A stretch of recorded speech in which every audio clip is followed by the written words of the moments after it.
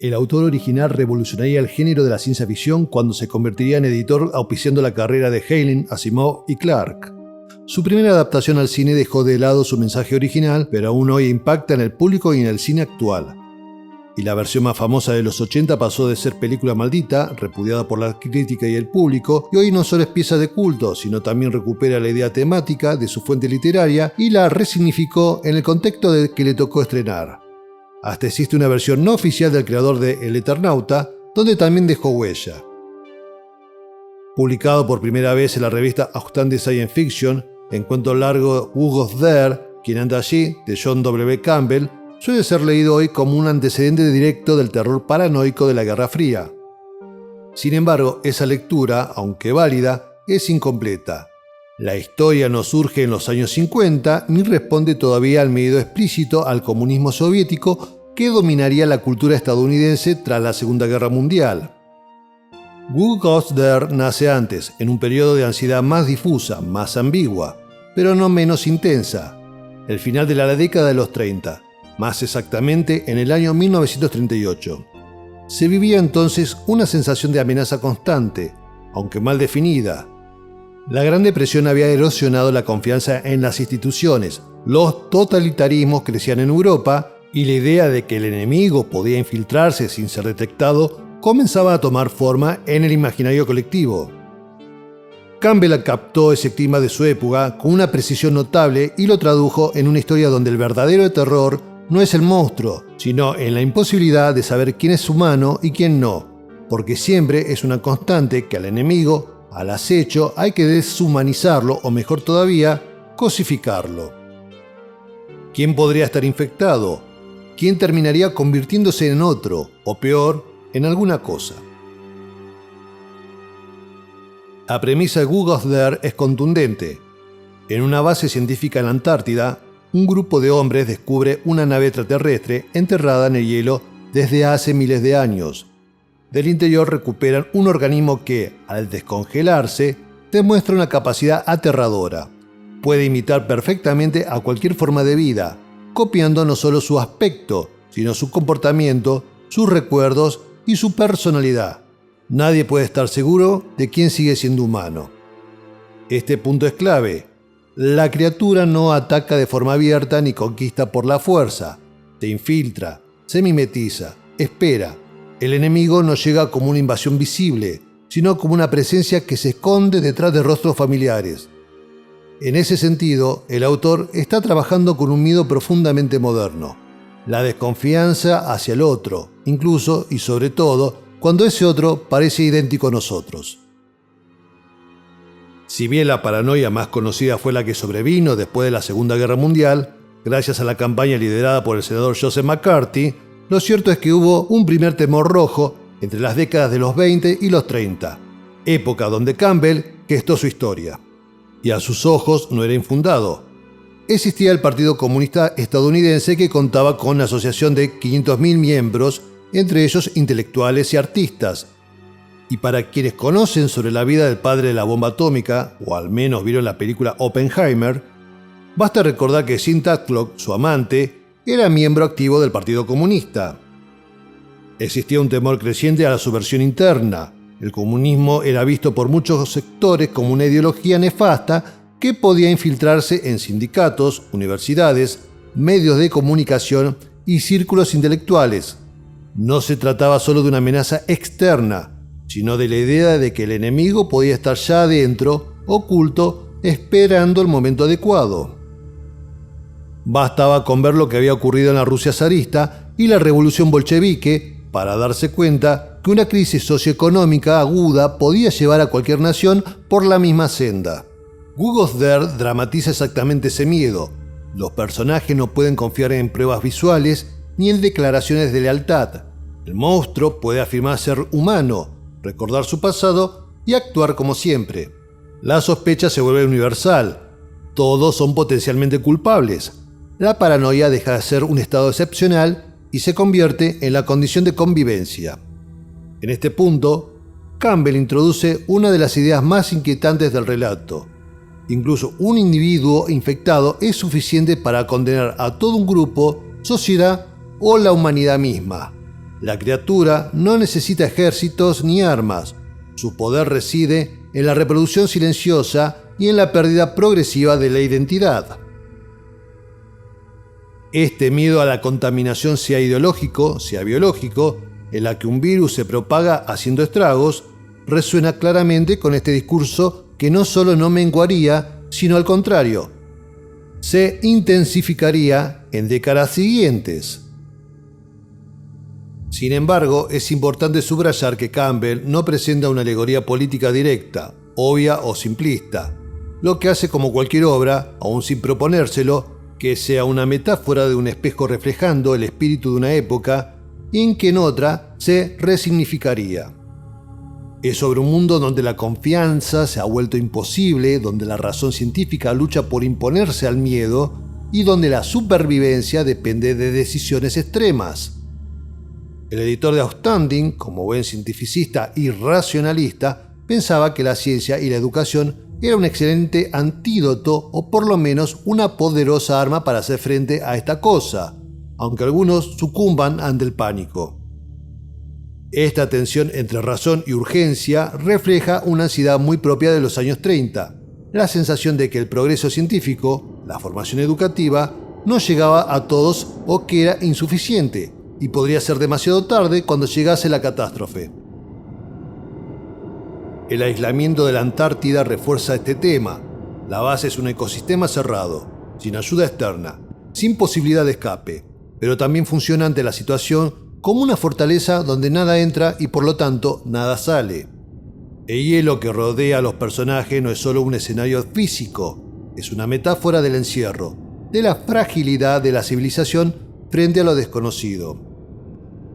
Y si bien posee un final que lo podríamos considerar feliz, queda la sensación de un peligro latente, de algo que aún permanece, que además del conocimiento, la fortuna estuvo, tal vez por esta vez y solo por esta vez, del lado de los personajes. En ese sentido, Who Goes There anticipa no solo la paranoia de la Guerra Fría, sino también una forma moderna de terror, aquella en la que el enemigo no puede ser erradicado por completo, porque su mayor arma es la duda.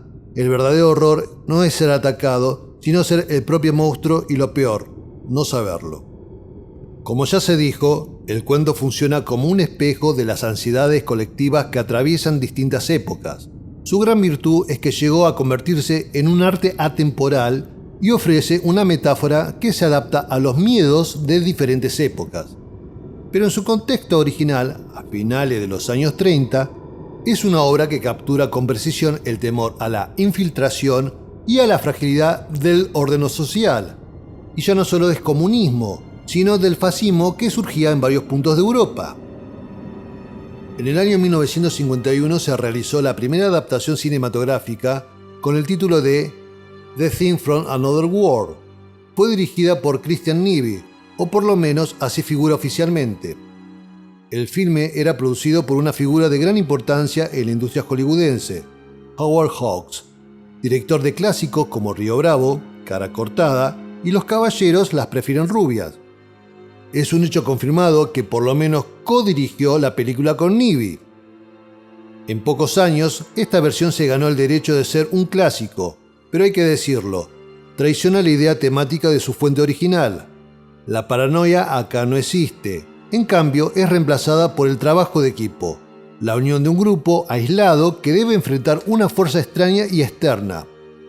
Un tema hawksiano que se ve por ejemplo en Río Bravo, y que años después el mismo John Carpenter la utilizaría como base para su película Asalto en el Precinto 13. Los protagonistas acá no son científicos sino militares, y hasta un personaje femenino que poco aporta a la trama, salvo, como era de esperarse, ser el interés amoroso del protagonista. Además tenemos un periodista latoso que sirve como comic relief. Pero en realidad estoy faltando a la verdad. Tenemos a un científico que cumple el rol de cuasi villano. Esto es un tropo común, sobre todo en aquellos años. Era más fácil tener a una persona de ciencia como un personaje vil que como un héroe, un elemento que el propio Campbell y su círculo trataron de combatir tal imagen con sus relatos. Hay que reconocer que Nyby y Hawks, dentro de todo, trataron al personaje con cierta benevolencia.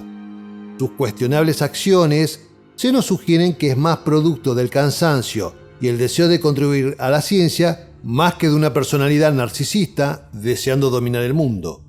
Bastante que no lo hayan desvivido al final de la historia, como suele ocurrir en estos casos. Por otro lado, es obvio aclarar que la película sobresale más por sus virtudes que por sus defectos. Todavía sigue siendo efectivo la escena del jump scare para quien lo ve por primera vez, y la escena más recordada, la del fuego.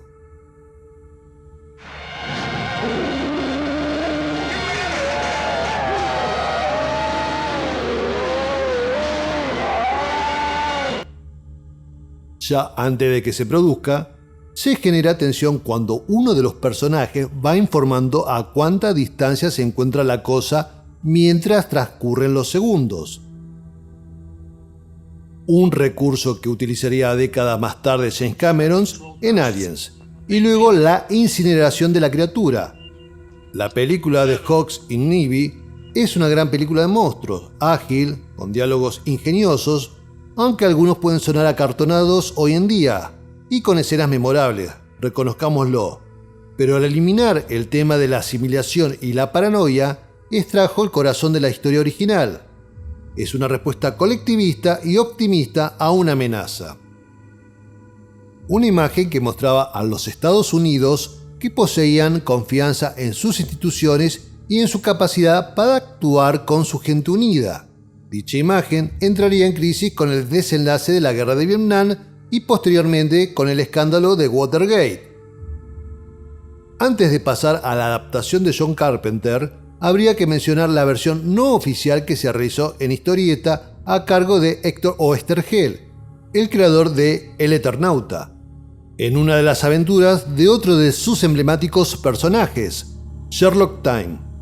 Para quienes no conocen este personaje, ya desde su nombre o seudónimo puede intuirse de quién se trata. Es un hombre, o por lo menos tiene la apariencia, que oficia de detective como su tocayo original, con casos vinculados a lo paranormal, en especial que involucren extraterrestres y viajes temporales. Acompañado del jubilado argentino Luna, que hará de una suerte de John Watson al documentar sus casos, Oesterheld, acompañado de las bellas y hasta casi experimentales ilustraciones de Alberto Breccia, nos entrega historias que combinan el policial con la ciencia ficción. Tres Ojos es su episodio más largo. Nos narra cuando los protagonistas son contactados por un funcionario de la Embajada de los Estados Unidos para dar con el paradero del personal norteamericano desaparecido en la cercanía de su base. Irónicamente, es una versión mucho más fiel en varios aspectos a la de Hawks.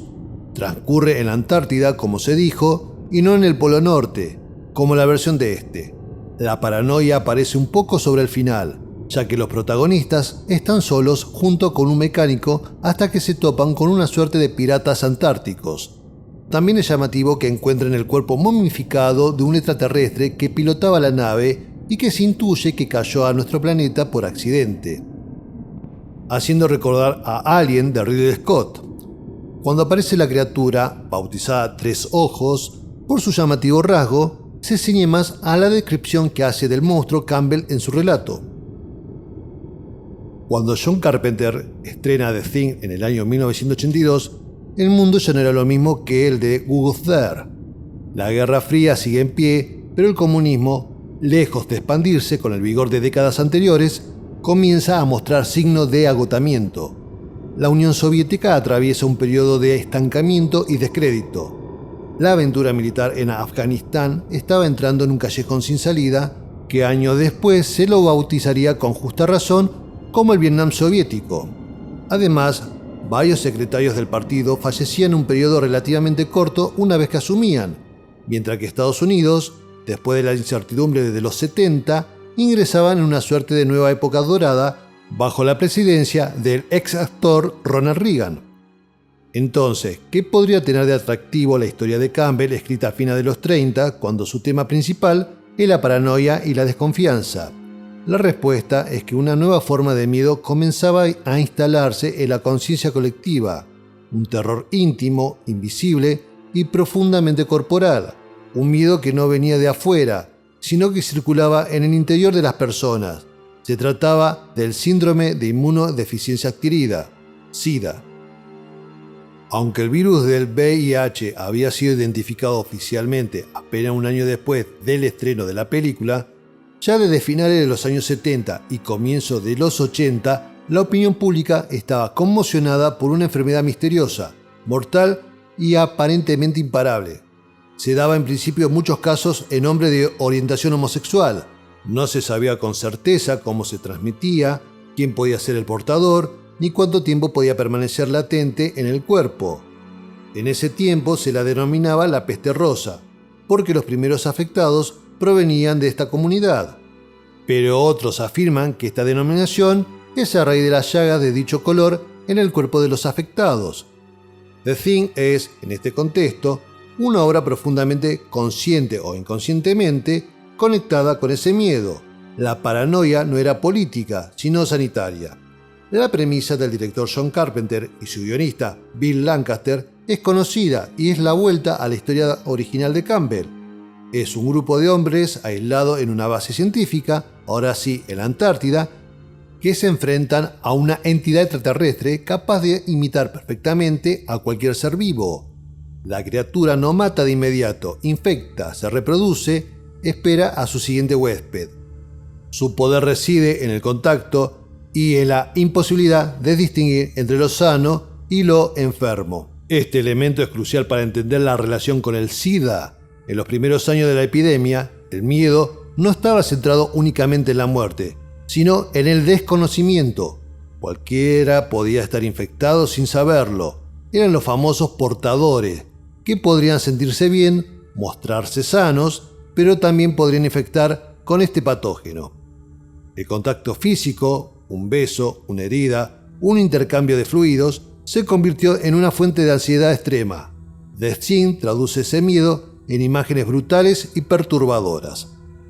A diferencia de la adaptación de Navy y Hawks, Carpenter enfatiza el cuerpo como el lugar del horror. La transformación no es limpia ni inmediata, es grotesca, dolorosa, visceral. El cuerpo humano se revela frágil, vulnerable, incapaz de mantener su integridad. Este énfasis corporal dialoga directamente con el terror que despertaba el SIDA, una enfermedad que atacaba el sistema inmunológico, desarmando al cuerpo desde dentro, dejando al individuo indefenso frente a las infecciones oportunistas. La causa del fallecimiento no era el SIDA en sí, sino la debacle del cuerpo por otra enfermedad, por la anulación del sistema inmunológico. Entonces, uno de los momentos más emblemáticos del film es la escena del análisis de sangre. La prueba se presenta como la única forma confiable de detectar quién está infectado o quién no. Hasta ese momento, todos son sospechosos. Nadie puede demostrar su inocencia. Esta escena resuena de manera inquietante con la realidad social de comienzo de los 80s, cuando los test comenzaron a ser vistos como la única forma de certeza frente a una amenaza invisible. La noción de portador sano es otro punto de contacto fundamental. En The Thing, la criatura puede imitar a una persona sin mostrar que es la criatura realmente. Puede actuar con normalidad, recordar el pasado de su huésped, cumplir su rol dentro del grupo. Del mismo modo, el SIDA introdujo en el imaginario colectivo la idea de que una persona podía estar gravemente enferma sin presentar síntomas durante años. Esta idea fue devastadora para la confianza social. El aislamiento de la base antártica refuerza esta lectura. No hay escape, no hay ayuda externa, no hay sistema médico capaz de intervenir. La comunidad debe gestionarse a sí misma frente a una amenaza que no comprende del todo. Esto recuerda la experiencia de muchas comunidades afectadas en sus primeros años, abandonadas por el Estado, estigmatizadas y obligadas a desarrollar sus propias redes de cuidado y supervivencia. La paranoia en The Thing no solo se manifiesta solo como miedo al otro, como miedo al contacto.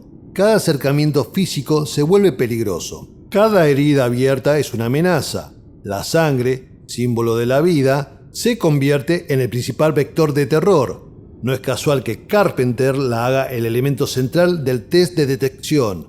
en el contexto de los años 80, estaba cargada de un nuevo significado simbólico: podía matar.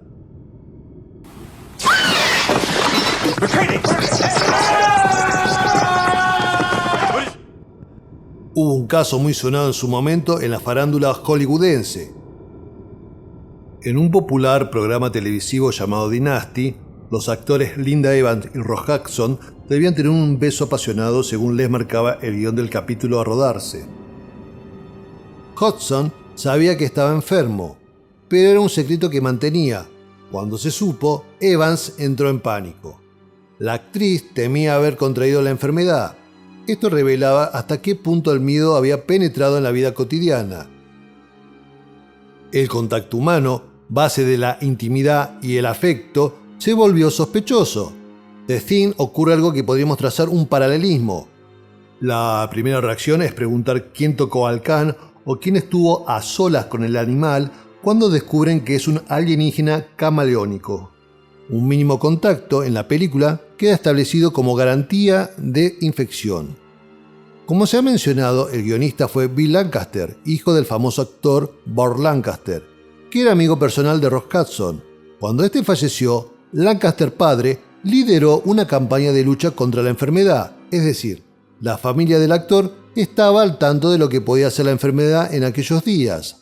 Además, Carpenter confirmaría en el comentario del DVD de La Cosa que esta escena en particular se inspiró en el miedo público a la epidemia del SIDA. Hola, si llegaste hasta acá y te gusta el video, dale un like. Y si no estás suscripto, puedes hacerlo activando el botón. Para notificaciones, no te olvides de activar la campanita. Lejos de ser una alegoría política clásica como sucedía en el pasado, The Thing de 1982 sería una lectura de la paranoia al contagio de una enfermedad tomada como una sentencia mortal. También a la pérdida de la identidad y al horror del cuerpo. En ese sentido, funciona como una de las primeras grandes obras de terror que, consciente o inconscientemente, anticipa el impacto cultural del SIDA. Por eso The Thing sigue siendo tan perturbadora. No habla de una amenaza lejana ni abstracta, sino de algo, nunca mejor dicho, de lo tangible. El miedo a tocar, a ser tocado, a no saber qué habita dentro del cuerpo del otro. Un miedo que, a comienzos de los años 80, acaba de irrumpir en el mundo real. Como dicen, el tiempo pone las cosas en su lugar. The Thing de Carpenter ya no solo es una película de culto, sino un clásico cinematográfico con todas las letras, opacando incluso a la primera versión de los 50, lo cual ya es demasiado mérito. Y para cerrar, se puede elaborar la siguiente reflexión. No creo que sea casualidad esta reivindicación que se le realiza en este tiempo presente. Si bien los días de temor al SIDA quedaron atrás, todos vivimos hace poco la paranoia al contagio del COVID. Recuerden los barbijos, las superficies probablemente contaminadas que había que desinfectar, el alcohol en gel, los test PCR y sobre todo, el aislamiento. Gracias por ver este video.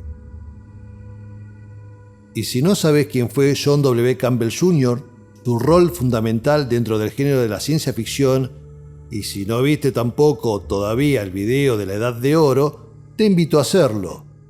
No te lo pierdas.